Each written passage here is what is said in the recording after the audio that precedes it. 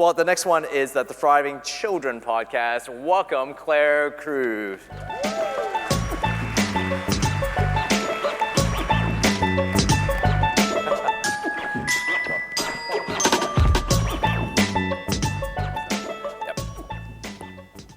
Claire, thanks for coming on. Obviously, I know you so well. I feel like I'd like You to. do. It feels Everybody in weird Adelaide asking all knows these everybody, questions, doesn't right? Yeah, that's right. It's Adelaide. So everyone knows everyone. But tell everyone about your podcast. Why would people benefit from listening into your podcast?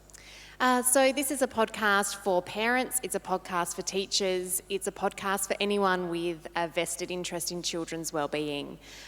So for those of you with children in your life, there's a lot of information in there, very much a message about how to get back to basics in regards to children, not just health and wellness.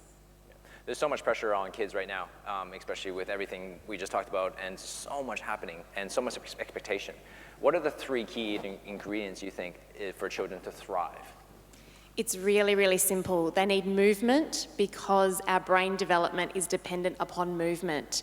They need play because play is the natural, instinctive and joyful medium with which children actually develop the survival skills that they need for their life. And they also need connection because to feel seen, to feel heard and to have our unconditional love, that's just a basic human need, but I think it's even more amplified for our little ones. Yeah, Claire, I love your podcast because it just fits. I love the philosophy and it just fits so well with me and how I like to approach things with my kids. And so I love all the messages you share. And one of the things I find sometimes is that sometimes as parents, we sort of have this idea that the school should do it, that the school should do this, and we pass on that responsibility sometimes. So I'd love for you to talk a little bit about how you feel that maybe schools may be failing to meet some of the needs of young children. Mm-hmm. And I say this as a teacher. Sometimes teachers, we get it right, but not necessarily the system. We've got our hands a little bit tied there. The reason I think the education system is letting down the children of today is because they're ignoring those 3 things I just talked about: movement, play, connection. How much time do children actually get to do those things in a typical school day? They don't, and instead what they get is more and more of the same. More and more push and push and push towards academic goals that are not actually developmentally appropriate.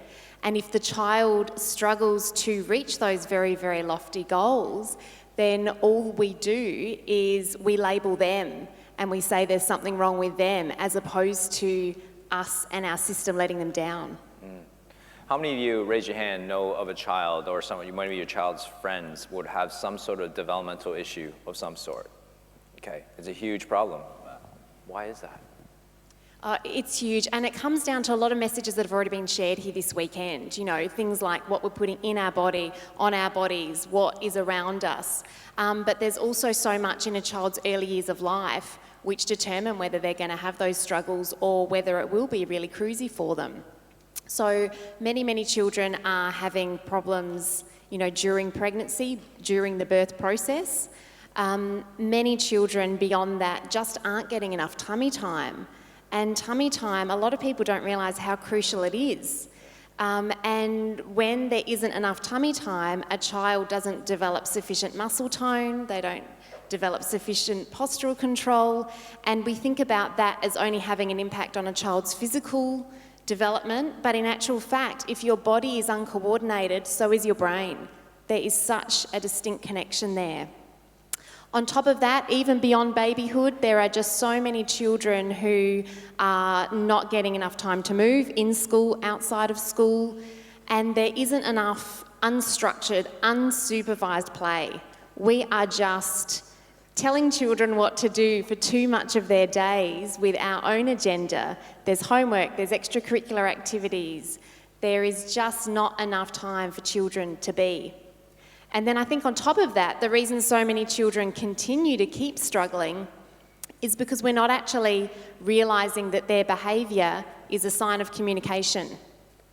So what a child needs developmentally, we can always work out when we look at their behaviour, especially if it's a behaviour that we don't like. For example, I've spoken with lots of families this weekend who have a child diagnosed with ADHD. And regardless of whether a child has that label or not, when a child is hyperactive, they're constantly moving. and they find it hard to sit still, and they find it hard to focus on something for any length of time. And there's the clue. They need more movement. They are driven to move more because that is what their brain needs to mature and develop and help them reach a stage where they can find stillness. That's great. Well, this is definitely a podcast for a lot of parents, and I think a lot of parents are out there would love to listen to this because of your experience as a teacher as well. It just helps to integrate this. So thank you so much. Give her a round of applause, please, everybody.